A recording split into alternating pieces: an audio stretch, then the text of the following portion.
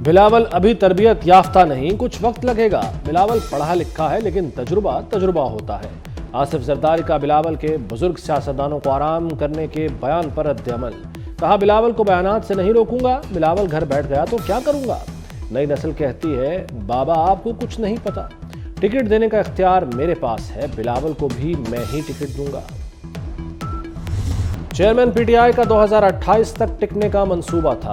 ایک فوجی کے سہارے سے آرو الیکشن کرانے تھے، پھر ٹرک بھر کر پیسوں کے بدلے 1 کلو دودھ ملتا۔ آصف زرداری نے 5 سالہ بھیانک منصوبہ آشکار کر دیا۔ انٹرویو میں مائنس زرداری پیپلز پارٹی کا راز بھی فاش کر دیا۔ کہا پی ٹی آئی حکومت نے ہم سے اتحاد کا کہا، 6 وزارتوں کی پیشکش کی گئی۔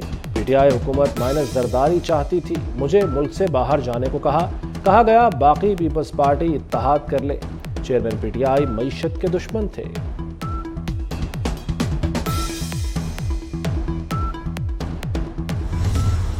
بڑا ظلم کیا ہے ان لوگوں نے پاکستان کے ساتھ، بہت بھاری ظلم کیا ہے۔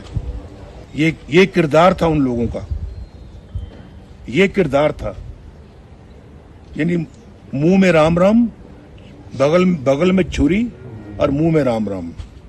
مجھے اور اس کو مریم کو جیل میں رکھنا تھا، الیکشن اس کو جتوانا تھا، اس کے بعد الیکشنوں میں دھاندلی کرنی تھی اور اس کو پاور میں لانا تھا۔ یہ تھا منصوبہ لبے لباب۔ 2017 میں ملک پر تلواروں اور کلہاڑیوں سے وار کیا گیا، ہنستے بستے ملک کو اجاڑ دیا گیا، بیٹے سے تنخواہ نہ لینے پر مجھے نکالا، مریم اور مجھے جیل میں ڈال کر الیکشن میں دھاندلی کرائی، پی ٹی آئی دور میں تباہی پھیر دی گئی۔ نواز شریف کا مری میں کارکنوں سے خطاب، کہا بغل میں چھری منہ میں رام رام۔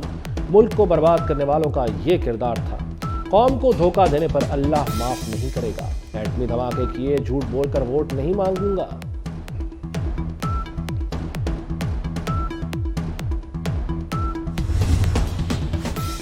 آٹھ فروری کو الیکشن آئین کی خلاف ورزی ہے، صدر اور الیکشن کمیشن نے آئین کی خلاف ورزی کی۔ قومی اسمبلی کی تحلیل کے بعد 7 نومبر تک الیکشن ہونا آئینی تقاضا تھا۔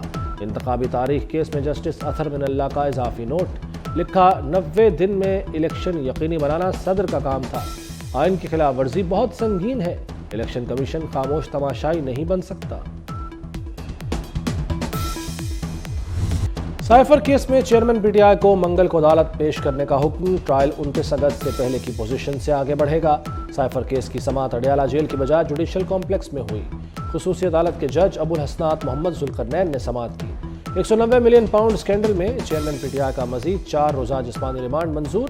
احتساب عدالت کے جج محمد بشیر نے اڈیالہ جیل میں سماعت کی۔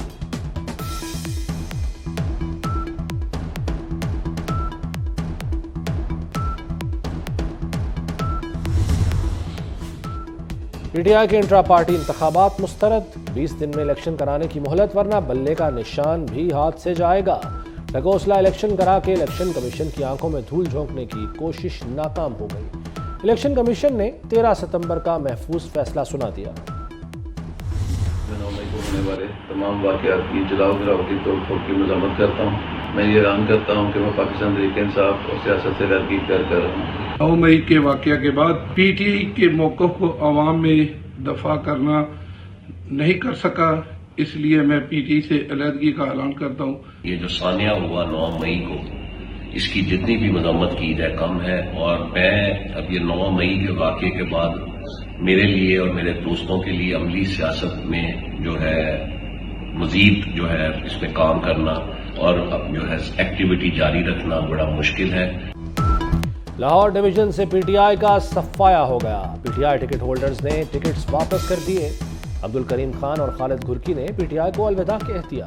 شیخو پورہ سے ملک محمد اقبال، سانگلہ ہل سے طارق محمود باجوہ پارٹی چھوڑ گئے۔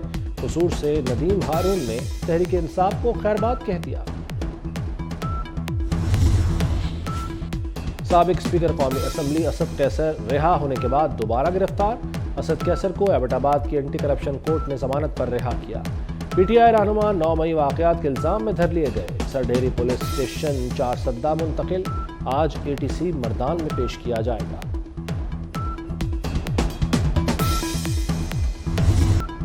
गजा में आरजी जंग बंदी का आगाज आज सुबह से होगा। रोजाना की बुनियाद पर यरगमालियों को रिहा किया जाएगा। 4 दिनों में मजमूई तौर पर 50 यरगमालियों को रिहा किया जाएगा। कत्ल का ऐलान। गजा में इसराइली फौज के 24 घंटों में 300 से ज्यादा हमले। जंगबंदी की उम्मीद में बैठे 69 फलस्तीनी जान से गए। गजा में शहादतें 14,500 से तजावुज कर गईं। शहदा में 6,000 से ज्यादा बच्चे शामिल। जख्मियों की तादाद 33,000 से ज्यादा है। पाक फौज का मसला फ़लस्तीन के 2 रियासती हल की ज़रूरत पर जोर। पाकिस्तान 1967 से कबल की सरहदों पर फ़लस्तीन की हिमायत करता है। फ़लस्तीनी अवाम की सियासी, सिफारती, अखलाकी हिमायत जारी रहेगी। Army chief general Asim Munir की ज़ेर सदारत फॉर्मेशन कमांडर्स कॉन्फ्रेंस। शहदा की कुर्बानियों को खराज अकीदत पेश किया गया। रियासत पूरी ताकत से दहशतगर्दों से निपटेगी। कश्मीरियों की हिमायत जारी रखेंगे। मसला कश्मीर का हल हक़ खुद इरादियत में है।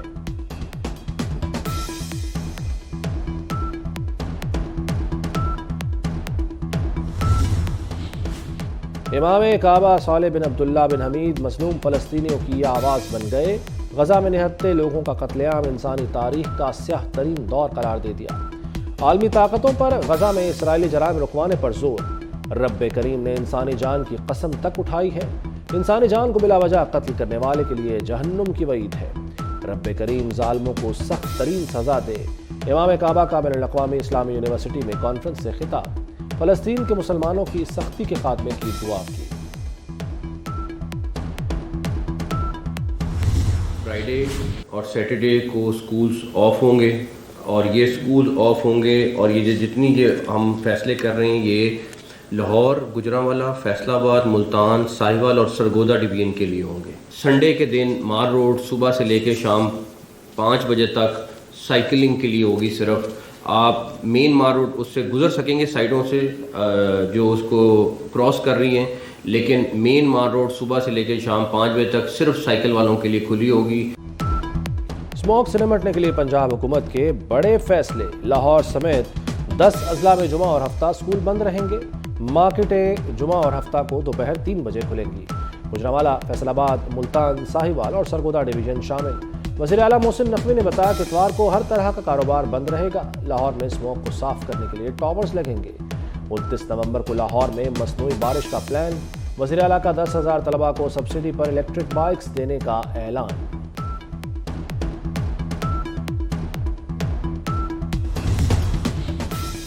महंगाई के सताए कराची के शहरियों के लिए बिजली मजीद महंगी। के इलेक्ट्रिक सार्फिन पर ₹1.52 फी यूनिट सरचार्ज आयद करने की मंजूरी। सार्फिन पर 24 अरब 50 करोड़ का बोझ पड़ेगा। रेपरा ने मंजूरी के बाद फैसला वफाकी हुकूमत को भिजवा दिया।